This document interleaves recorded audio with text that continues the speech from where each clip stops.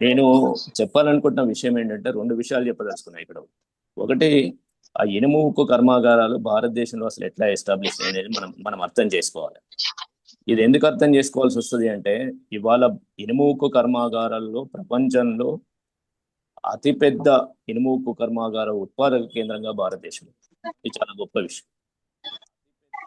ఆ స్థాయికి వెళ్ళటంలో భారతదేశము, దాని పాలకులు, ఈ ఇనుము ఉక్కు కర్మాగారాలు భారతదేశంలో ఎట్లా మొదలైనాయి అంటే 3 దశల్లో మొదలైనాయి. మొదటి దశలో ప్రీ ఇండిపెండెన్స్ లో ఎట్లా ఇవి వచ్చాయి అంటే 1874 కుల్దీ వద్ద బెంగాల్ ఐరన్ వర్క్స్ పేరిట ఒక ఆధునిక ఉక్కు కర్మాగారం వచ్చింది. దాని తర్వాత 1907లో టిస్కో జంషెడ్పూర్లో టాటా వాళ్ళది ఇనుము ఉక్కు కర్మాగారం వచ్చింది. ఇది 1907లో మొదలైనప్పటికీ 1911-12 ఆ ప్రాంతంలో ఇది ఉక్కును ఉత్పత్తి చేయడం మొదలుపెట్టింది. ఇప్పటికీ అందరికీ తెలుసు, జంషెడ్ టాటా ఉక్కు కర్మాగారం చాలా అతిపెద్దమైన ఉక్కు కర్మాగారం. అట్లాగే మైసూర్లో భద్రావతి వద్ద వచ్చిన Mysore iron and steels works అనేది 1923లో వచ్చింది. ఈ 3 కూడా స్వాతంత్రానికి పూర్వం వచ్చాయి. స్వాతంత్రం వచ్చిన తర్వాత నిజానికి జవహర్లాల్ నెహ్రూ గవర్నమెంట్ మీద ఇవాళ అవాక చవాకులు పేలుతున్న పరిస్థితి చూస్తే, మనకున్న అంటే ఒకానొక కాలంలో, అంటే ఇప్పుడు 2014లో ఇప్పుడున్న ప్రభుత్వం అధికారంలోకి వచ్చే కంటే ముందర నాకు కాంగ్రెస్ ప్రభుత్వం మీద, జవహర్లాల్ నెహ్రూ పాలన మీద 100% అంగీకారం లేకుండే, నాకు రిజర్వేషన్స్ ఉండేది. కానీ ఇవాళ ఈ ప్రభుత్వాన్ని చూసిన తర్వాత ఎందుకు జవహర్లాల్ నెహ్రూ గవర్నమెంట్ని మనము మన ఆలోచన విధానంతో, లేదా మనం ఆయన ఆలోచన విధానంతో ఒక మేరకు అంగీకరించవచ్చా అనే దానికి గురి కావాల్సిన పరిస్థితిని చూస్తామని. 47లో స్వాతంత్రం వచ్చిన తర్వాత జవహర్లాల్ నెహ్రూ గారు ప్రధానమంత్రి అయిన తర్వాత వచ్చిన కర్మాగారాలు ఏంటంటే, రూర్కెలా ఉక్కు కర్మాగారం మీకు అందరికీ తెలుసు, ఒడిశాలో వచ్చింది. అది పశ్చిమ జర్మనీ సహకారంతో వచ్చింది. అట్లాగే బిలాయ్ ఉక్కు కర్మాగారం ఛత్తీస్గఢ్లో రష్యా సహకారంతో వచ్చింది. దుర్గాపూర్ ఉక్కు కర్మాగారం వెస్ట్ బెంగాల్లో బ్రిటన్ తో సహకారంతో వచ్చింది. వీటన్నింటినీ కూడా, అట్లాగే జార్ఖండ్లో బొకారో ఉక్కు కర్మాగారం వచ్చింది. ఇది కూడా రష్యా సహకారంతో 1964లో వచ్చింది. ఆ టైంలో వీళ్ళంతా ఏం చేశారు దీన్ని, జవహర్లాల్ నెహ్రూ అంటే నిజానికి భారతదేశం మొత్తాన్ని కూడా, దీని ఆర్థిక వ్యవస్థ అంతా కూడా ప్రధానంగా ప్రభుత్వ రంగంలో ఉండాలనేది వాళ్ళు అనుకున్నారు. నిజానికి ఒక రకంగా చెప్పాలంటే, ఏదో సోషలిస్ట్ పదం అనేది రాజ్యాంగంలో మనం రాసుకున్నామో, ఆ సోషలిస్ట్ టైప్ ఆఫ్ గవర్నమెంట్ని ఒక దళారీ ప్రభుత్వం అనండి, ఒక పెట్టుబడిదారీ ప్రభుత్వం అనండి, తనకున్న పరిధిలో ఆ రకమైన ప్రయత్నం చేసినట్టుగా మనకు అర్థమవుతుంది. 1973లో ఇందిరాగాంధీ అధికారంలో ఉన్నప్పుడు ఈ మొత్తం ఉక్కు ఫ్యాక్టరీని ఏం చేశారంటే సెయిల్ కింద తీసుకొచ్చారు. Steel authority of India limited కింద ఒక ఏకీకృత ఆపరేషన్లోకి తీసుకొచ్చారు. ఇవన్నిటికీ, ఈ ఉక్కు కర్మాగారాలన్నిటికీ చాలా భిన్నమైన ఉక్కు కర్మాగారం ఏంటంటే విశాఖపట్నం ఉక్కు కర్మాగారం. నిజానికి సీషోర్ బేస్డ్ ఉక్కు కర్మాగారము ప్రపంచవ్యాప్తంగా ఎన్నున్నాయో నాకు తెలియదు, కానీ భారతదేశానికి సంబంధించిన ఇది మొట్టమొదటి. ఎప్పుడైనా కూడా ఉక్కు కర్మాగారం అనేది సీషోర్కు దగ్గరగా ఉండటం అనేది చాలా చాలా అడ్వాంటేజ్. ఇంతకుముందు మహాదేవ్ గారు మాట్లాడుతున్నప్పుడు మాట్లాడుతూ ఉన్నారు. అయితే దీన్ని ప్రభుత్వము చాలా ముందుగా 1964-66 అనుకుంటాను, 66లో విశాఖ ఉక్కు కర్మాగారానికి ఆమోదం తెలిపింది. కానీ దాన్ని ఇంప్లిమెంట్ చేయటంలో జాప్యం జరిగింది. ఆ జాప్యం కారణాలు ఏందనేది నాకు తెలియదు, కానీ ఆ క్రమంలోనే విశాఖ ఉక్కు ఆంధ్రుల హక్కు అనే పేరిట ఒక అత్యద్భుతమైన పోరాటం నడిచింది. ఆ పోరాట ఫలితంగానే ఆ చివరికి 1973లో అనుకుంటాను ఇందిరాగాంధీ గారు విశాఖపట్నం వచ్చి ఈ విశాఖ ఉక్కు కర్మాగారానికి శంకుస్థాపన చేస్తుంది. నిజానికి అది 1982 వరకు కంప్లీట్ అవ్వాలి, బట్ అది చాలా కాలం తీసుకొని అది పూర్తి ఉత్పత్తిని ప్రారంభించింది మాత్రం 1992. ఈ విశాఖ ఉక్కు ఆంధ్రుల హక్కు ఉద్యమంలో ఇంతకుముందే మహాదేవ్ గారు చెప్పారు, అమృతరావు పేరు, అతను ఆమరణ నిరాహార దీక్ష చేసి చనిపోవటము, ఆ క్రమంలో జరిగిన పోలీసులకి ఉద్యమకారులకు మధ్య ఘర్షణలో కూడా దాదాపు 30-35 మంది చనిపోయిన సందర్భం కూడా మనం చూసాం. ఇది భారతదేశంలోని ఉక్కు కర్మాగారాల చరిత్ర అయితే,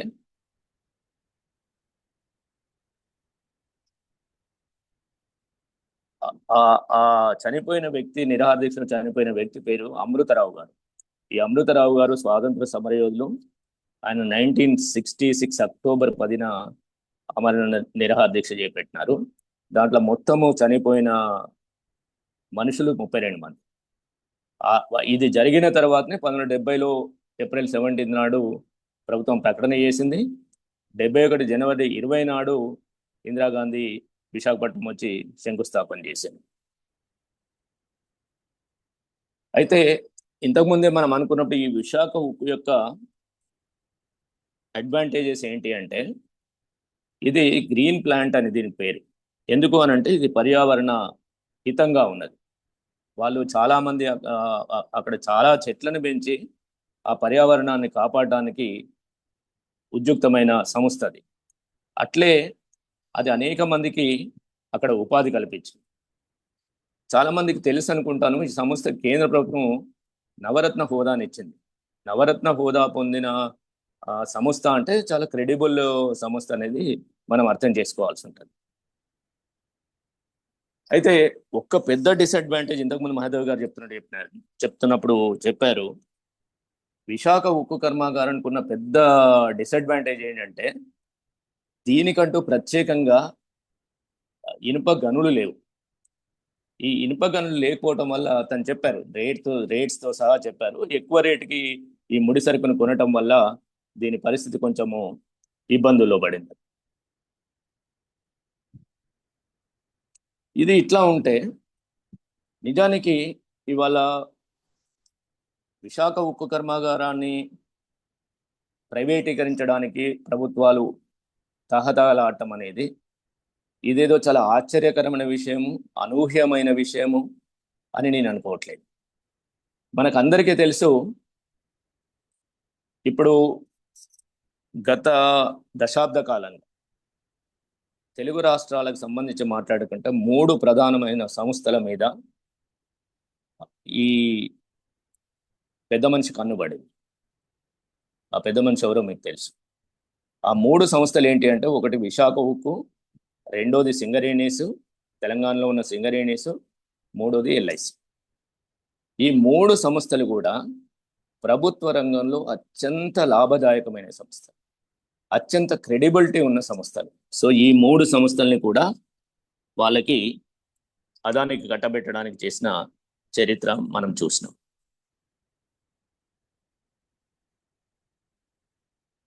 ఎల్ఐసి సంగతి చూసుకుంటే, ఇప్పుడు 1956లో ఏర్పడిన ఎల్ఐసి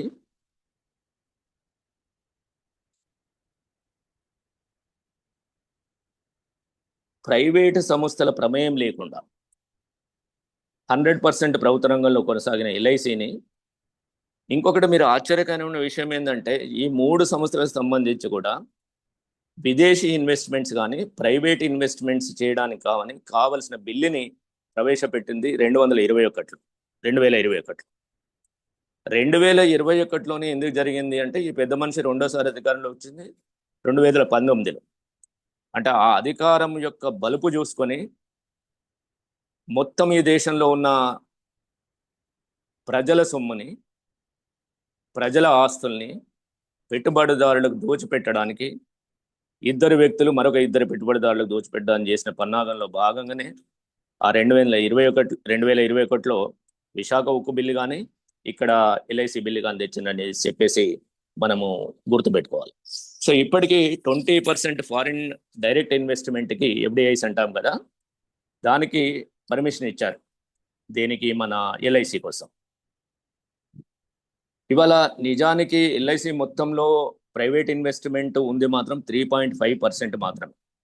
కానీ దాని విలువ మీరు డబ్బుల కింద కన్వర్ట్ చేసి చూసినప్పుడు అది 22.13 crores షేర్స్ ప్రైవేట్ రూపంలో పోయింది. కానీ దీనివల్ల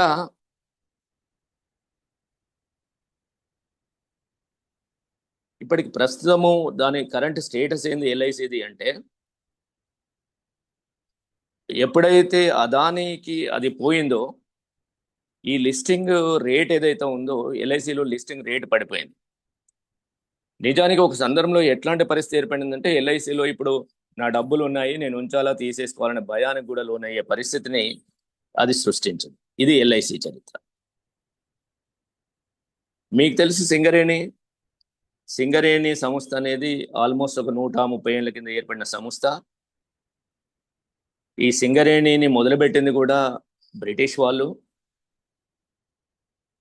అది 1886-89లో ఇది మొదలైంది. 1920లో అది ఒక కంపెనీగా అవతరణ అయ్యింది, సింగరేణి కాలరీస్ కంపెనీ లిమిటెడ్గా. ఆ కాలంలోనే నిజాము బ్రిటిష్ వాళ్ళ నుంచి ఈ సింగరేణి కాలరీస్ని నిజాం కొనుక్కున్నాడు.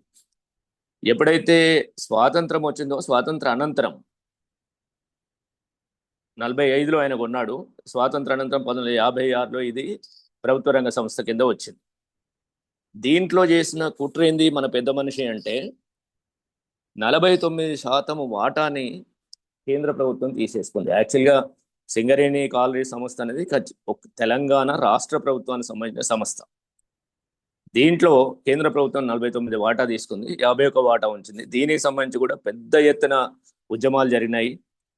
వాళ్ళు మనని నలిఫై చేయడానికి ఏంటంటే అధికారం మీ చేతిలోనే ఉన్నది 51.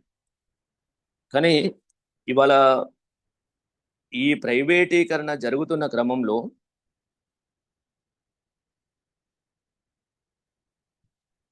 సింగరేణి కాలరీస్ మిగతా వాటితో కాంపిటీషన్ తట్టుకొని నిలబడుతుందా అనేది ఒకటి. రెండోది, సింగరేణి కాలరీస్ అనేది ఒక సంస్థ, అది ఒక బొగ్గుకు సంబంధించిన సంస్థ కాదు, కేవలం బొగ్గుకు సంబంధించిన సంస్థ కాదు. సింగరేణి కాలరీస్ అనేది తెలంగాణ గుండె, అది తెలంగాణ ఆత్మ. సింగరేణి కాలరీస్ మొత్తం కార్మిక ఉద్యమాలకి తెలంగాణలో ఒక ఊపిరిచ్చిన సంస్థ. మీ అందరికీ తెలుసు, సికాసా పేరిట సమ్మిరెడ్డి ఆధ్వర్యంలో జరిగిన ఉద్యమం తెలుసు. ఆ సమ్మిరెడ్డి అలియాస్ రమాకాంత్ని చంపడానికి ఆనాటి రాష్ట్ర ప్రభుత్వం, ఇదే పెద్ద ఈ మహాత్ముడే చంద్రబాబు నాయుడు సీఎంగా ఉన్నాడు, ఎట్లా ఇంట్లో పైనుంచి రంధ్రం చేసి ఆ ఇంట్లో కెరోసిన్ పోసి తగలబెట్టినారో, పెట్రోల్ పోసి తగలబెట్టినారో ప్రపంచం అంతా చూసింది. దాన్ని అల్లం రాజయ్య అతడు పేరిట ఒక నవల రాశాడు.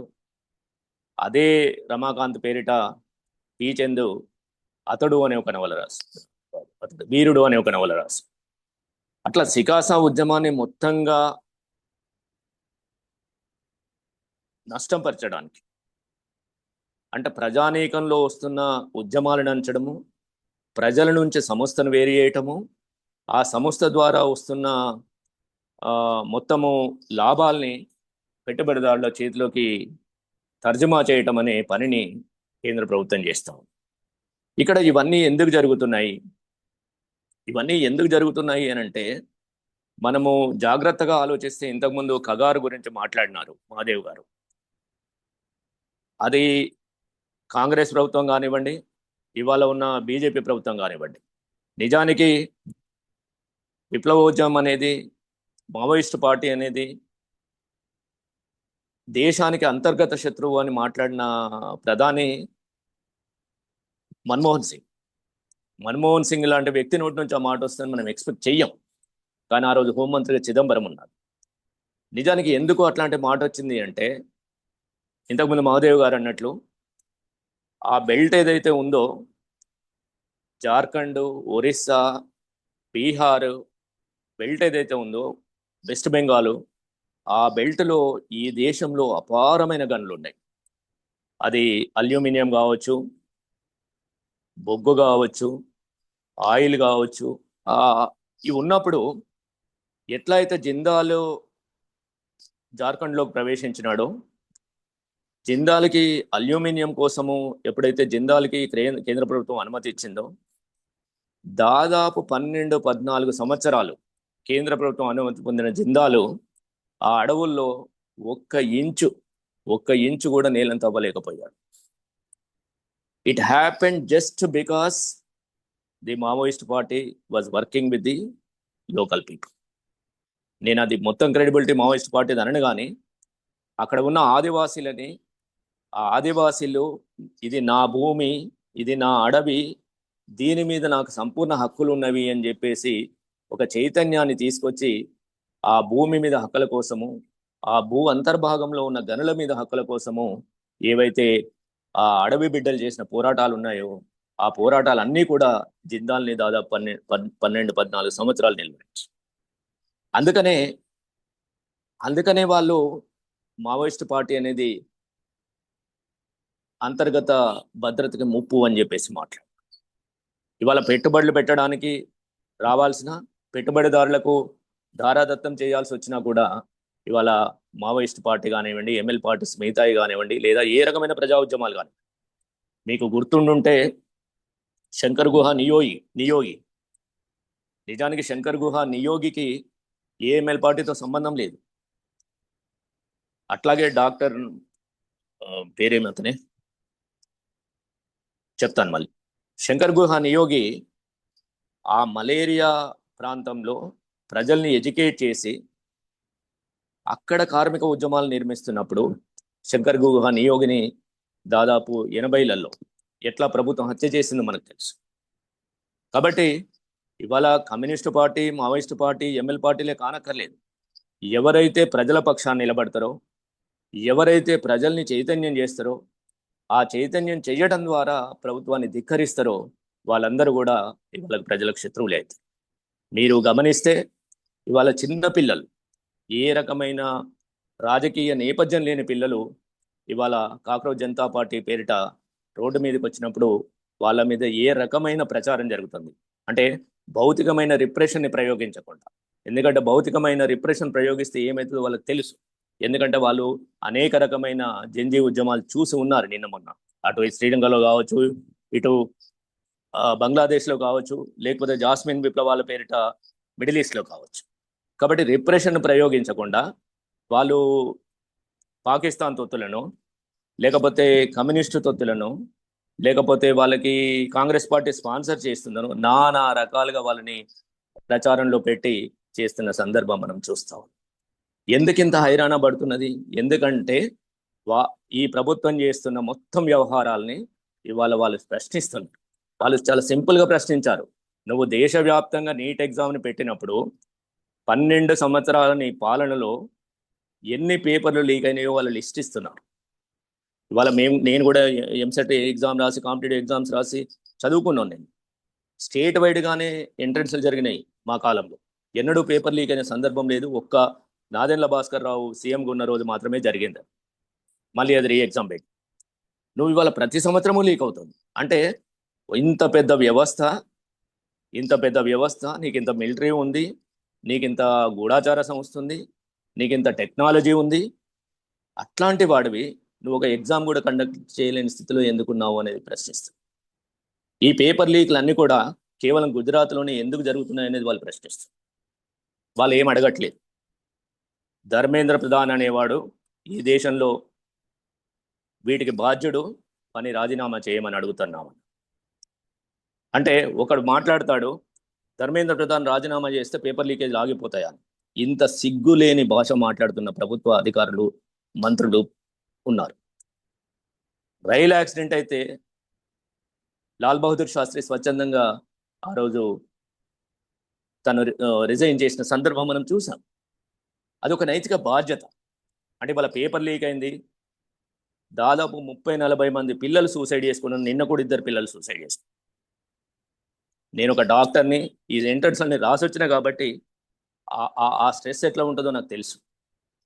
32 మంది ఆత్మహత్య చేసుకుంటే నువ్వు దానికి బాధ్యత వహించి రాజీనామా చేయడానికి నీకు ఏం రోగం వచ్చింది? ఒక ప్రధానమంత్రిగా నీ నోటి నుంచి ఒక్క మాట కూడా రాలేదే. అసలు ఎందుకు లీక్ అయిందో ఏందో నువ్వు ఒక మాట కూడా మాట్లాడలేకున్నా, ఉల్టా నిన్నటికి నిన్న విద్యార్థులకు ఇబ్బంది కలగొద్దని చెప్పేసి ఎయిర్పోర్ట్లో 45 నిమిషాలు ఉన్నానని చెప్పేసి ఈ బోకు మాటలు మాట్లాడుతూ ఉన్నాడు. నవ్విపోతారు జనం. అంటే ఎంట్రెన్స్ ఏ టైంలో జరుగుతుందో నీకు తెలీదా? నిజానికి ఆ కమ్యూనికేషన్ వ్యవస్థ కూడా డిఫరెంట్ ఉంది. ఆయన అసలు ఎన్నడూ రోడ్డు మీద పోడు. అక్కడ వాళ్ళకి శత్రంజి శివాజీ ఎయిర్పోర్ట్కి ప్రధానమంత్రి నివాసానికి మధ్యన ఒక సొరంగం ఉంది. అక్కడ నుంచి ఆయన మెయిన్ ఢిల్లీ ఎయిర్పోర్ట్కి పోయేది మిలిటరీ హెలికాప్టర్లో పోతుంది. ఇది యూజువల్. దానికి వాళ్ళ కథలల్లి ఇది చేస్తుంది. నువ్వు ఇటలీ ప్రధానమంత్రిని కలవడానికి పోయి మెలోడీ అని చెప్పేసి చాక్లెట్ ఇచ్చి ఫోటోలు దిగి వచ్చి నీచాతి నీచమైన వ్యవహారాన్ని పెడుతున్న వాడివి. నీకు ఈ దేశానికి బాధ్యత లేదు. ఇట్లాంటి ఉద్యమాల్ని నిజానికి ఇవన్నీ కూడా ఏ రకమైన రూపం తీసుకున్నాయి? ఇక్కడ 2 పరిణామాలు జరిగినాయి. నేను పర్సనల్గా ప్రధానమంత్రినో పార్టీనో దాడి చేస్తున్నట్టు మీకు కనిపించవచ్చు, కానీ ఇక్కడ 2 ప్రధాన విషయాలు జరిగినాయి. ఇవాళ భారతదేశంలో కమ్యూనిస్టు పార్టీ అనేది అది ఎన్నికల రంగంలో ఉన్న కమ్యూనిస్టు పార్టీలు విఫలం చెందడం ఒకటైతే, ఎన్నికల ద్వారా కాకుండా తుపాకీ కొట్టడం ద్వారా రాజ్యాధికారంలోకి వస్తామన్న నమ్మిన ఎంఎల్ పార్టీలు కూడా విఫలమైన సందర్భం కనిపిస్తాం. ఇవాళ ఎవరో మీరు ప్రశ్న మహదేవ్ గారిని అడిగినారు, కార్మిక సంఘాలు ఏం చేస్తున్నాయి? ఎక్కడున్నాయి కార్మిక సంఘాలు? 80లలో 90లలో విద్యార్థులుగా మేము ఉన్నప్పుడు ఉన్న విద్యార్థి రాజకీయాలు కావచ్చు, ఆ రోజు కార్మిక సంఘాలు కావచ్చు, రైతు సంఘాలు కావచ్చు, ఎంత వీరోచితంగా, ఎంత అగ్రెసివ్గా వాటి భయంతోనే కదా ఈ దేశంలో అనేకమైన రిఫార్మ్స్ని తీసుకొచ్చి ఇవాళ ప్రభుత్వం కొంత ప్రజానుకూలమైన నిర్ణయాలు చేయాల్సిన పరిస్థితిలోకి ఏర్పడింది. దీనికి 2 కారణాలు ఉన్నాయి. ఒకటి గ్లోబల్ సరళీకరణ, ప్రైవేటీకరణ, గ్లోబల్ ప్రపంచీకరణ పేరిట ఎప్పుడైతే 1991లో ఘాట్ ఒప్పందం మీద పివి నరసింహరావు సంతకం చేసినారో అక్కడ మొదలైంది పతనం. సరే, అది తప్ప రైటా కాదు, కానీ ఇది ఎట్లా ఉంటుంది అంటే, ఒక కోటీశ్వరుని ఒక రోజు కూలీకి మధ్యన మన ఇద్దరం సహకారం చేసుకుందాము పరస్పరము అని చెప్పేసి ఒప్పందం చేసుకుంటే ఎట్లా ఉంటుందో, గ్లోబలీకరణ ప్రపంచీకరణ ఒప్పందం కూడా అంతే. ఘాటు ఒప్పందం ద్వారా ఏం జరిగిందో మనం కళ్ళారా చూసినాము. ఇవాళ సుంకాలు, అమెరికా నుంచి వచ్చే సుంకాలు మనం 0% ఇస్తే వాడు మనకి 50% సుంకాలు ఇస్తాడు. ఇదే కదా నిన్నంతా నడుస్తుంది ఈ 2-3 నెలలుగా. ఇట్లాంటి అసహజ, అసమాన అగ్రిమెంట్స్ ఒక కారణమైతే, ఆధునికాంతరవాదము, పెట్టుబడిదారీ వ్యవస్థ సృష్టించిన ఆధునికాంతరవాదము తీసుకొచ్చిన అస్తిత్వ ఉద్యమాలు, ఈ అస్తిత్వ ఉద్యమాలు మనుషుల్ని విడదీసినాయి, సంఘాలను విడదీసినాయి, సమాజాన్ని విడదీసినాయి. ఇవాళ కులం పేరిట, ప్రాంతం పేరిట ఏవైతే అస్తిత్వ ఉద్యమాలు ఉన్నాయో ఇవన్నీ కూడా చివరికి పెట్టుబడిదారులు సంకలు చేరి రాజకీయ పార్టీలు సంకలు చేరిన సందర్భం చూస్తాం. నేను ఈ మాట 20 ఏళ్ల కింద చెప్పిన, ఏ అస్తిత్వ ఉద్యమైనా చివరికి చేసేది పెట్టుబడిదారుల కాళ్ళ చెంతనే. ఇవాళ మన కళ్ళ ముందర క్లియర్గా కనిపిస్తుంది. ఇవాళ ఎందుకు మనం ఒక తీవ్రమైన ప్రతిఘటనని, అంటే రాని ఉక్కు కర్మాగారం కోసము అది మా హక్కు అని చెప్పేసి వచ్చిన అత్యంత అగ్రెసివ్ లేదా అత్యంత పోరాట రూపాన్ని తీసుకున్న ఉద్యమము, ఇవాళ ఆల్రెడీ వచ్చిన ఉద్యమము ఒక ప్రైవేట్ వాడి చేతుల్లోకి పోతుంటే మహాదేవ్ లాంటి వాళ్ళు వ్యక్తులుగా నలుగురిని సమీకరించుకొని పోరాటం చేస్తున్నారు, కానీ ఇక్కడ ఉన్న ప్రజల్ని కదిలించలేకపోతున్నామంటే ఈ అస్తిత్వ ఉద్యమాల పార్ట్ ఉంది. రెండోది, ఎప్పుడైతే ఇవాళ మా అన్నలు ఉన్నారు మాకు రక్షణ కోసం అని చెప్పేసి ఫీల్ అయిన సందర్భంలో కొంత ప్రొటెక్షన్ మిగిలిందో పోరాట సెక్షన్స్కి, ఇవాళ ఆ బ్యాక్గ్రౌండ్ సపోర్ట్ పోయింది. ఇది కూడా పెద్ద దెబ్బ. సరే, అది ఒక్కటే నిజమైన పార్టీనా, అది ఉంటేనే ఏమైనా జరిగేదా, అది వేరే విషయం, అది వేరే టాపిక్. కానీ ఒక ఖాళీ స్పేస్ ఏర్పడింది. ఆ ఖాళీ స్పేస్ని పూర్తి చేయాల్సిన బాధ్యత ఇవాళ పౌర సమాజం మీద.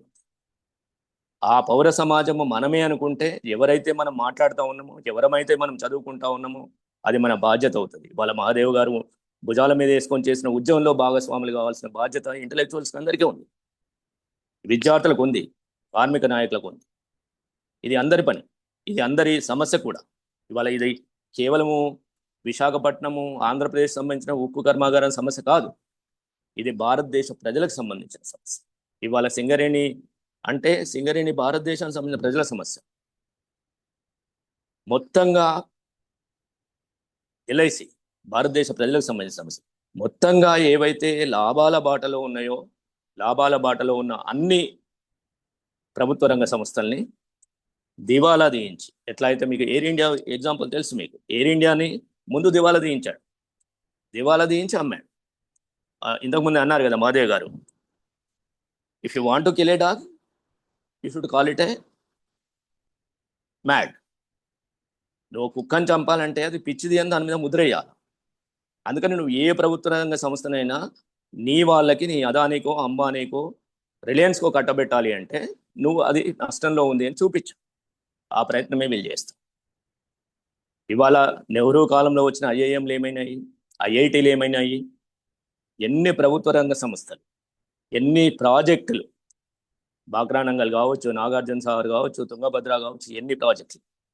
ఇవాళ నా భయం ఏంటి అంటే, రేపు ఐఐఎంలని, ఐఐటీలని, ఎయిమ్స్ని, ఈ ప్రాజెక్టులను కూడా వాళ్ళు ఎట్లా అయితే పోర్టులను ప్రైవేట్ సంస్థలకు అమ్మారు, ఇంతకుముందు మాదేవ్ గారు అన్నారు గంగవరం పోర్టు, అట్లా ఈ సంస్థలన్నింటిని కూడా ఈ పెద్ద మనిషి లేదా వాళ్ళకి సంబంధించిన పార్టీ కనుక అధికారంలో ఉంటే, నెక్స్ట్ కనుక వీళ్ళు ఎన్నికైతే ఈ దేశంలో ఇంకా మళ్ళీ ఎన్నికలు ఉండవు. తర్వాత ఎక్కడ కూడా ప్రభుత్వ రంగ సంస్థలకు సంబంధించిన వ్యవహారాలు ఉండవు. అది క్లియర్గా తెలుస్తుంది.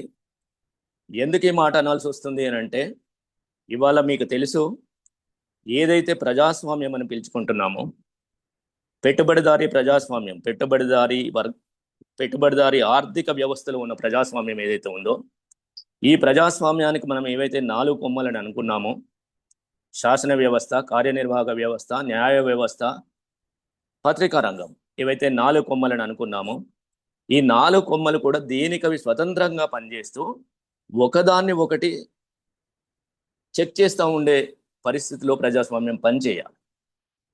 ఇవాళ ఏమైంది ఈ దేశంలో అంటే, ఏదైతే కార్యనిర్వాహక రంగం ఉందో ఆ కార్యనిర్వాహక రంగము మొత్తంగా శాసన వ్యవస్థని, అంటే ఎమ్మెల్యేలని, ఎంపీలని మనము సంతలో మేకలను, గొర్రెలను కొన్నట్టు కొంటాం. నిన్నటికి నిన్న పశ్చిమ బెంగాల్లో జరిగిన పరిస్థితి ఎక్కడైనా తీసుకో. న్యాయ వ్యవస్థ మీకు అందరికీ తెలిసి ఎట్లాంటి న్యాయం వస్తుంది, ఎట్లాంటి స్టేట్మెంట్ వస్తూ ఉన్నాయి. ఇవాళ కాక్రోచ్ జనతా పార్టీ రావడానికి కారణం ఏంది?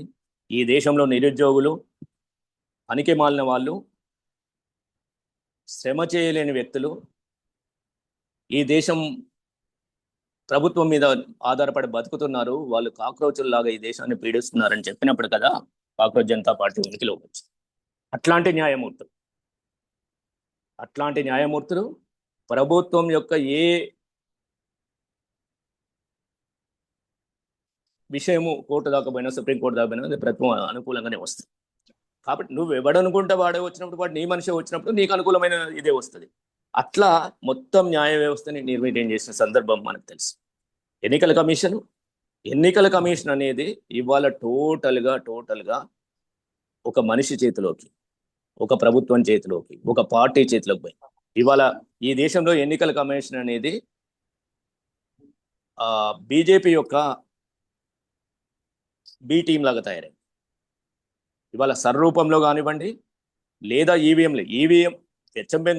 పశ్చిమ బెంగాల్లో ఎన్నికలైన తెల్లారి 1000 ఈవీఎంలు తగలబడ్డాయి. మీకు గుర్తుందో లేదో? ఎందుకు తగలబడ్డాయి? ప్రపంచవ్యాప్తంగా అనేక దేశాలు బ్యాలెట్ ఓటింగ్ అన్నప్పుడు ఇంకా ఈవీఎం ఎందుకు ఉపయోగిస్తాం? అన్ని అనుమానాలు వ్యక్తం చేసినప్పుడు నువ్వు ఎందుకు అనుమానాలు నివృత్తి చేయట్లేదు? సో ఓవరాల్ గా నేను చెప్పాలనుకుంది ఏంటంటే, ఈ దేశంలో ప్రజాస్వామ్యం అనేది పూర్తిగా నిర్వీర్యం అయిపోయింది.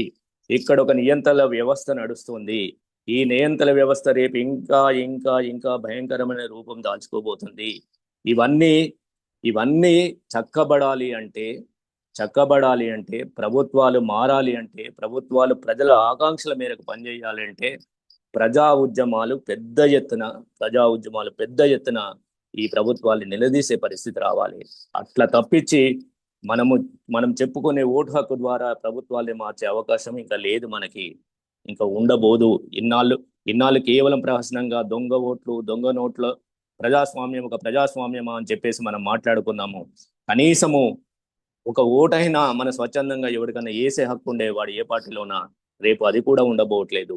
కాబట్టి చాలా చాలా జాగ్రత్తగా, నిజానికి మనం మాట్లాడుతున్న విశాఖ ఉక్కు సమస్యనే కావచ్చు, కానీ దాని ఒక ఆధారంగా ఇవాళ భారతదేశం ఏ స్థితిలో ఉందో చెప్పాలని నాకు అనిపించింది. నాకు ఈ సమయం ఇచ్చిన మీకు అందరికీ ధన్యవాదాలు తెలుపుతూ సెలవు తీసుకుంటాను.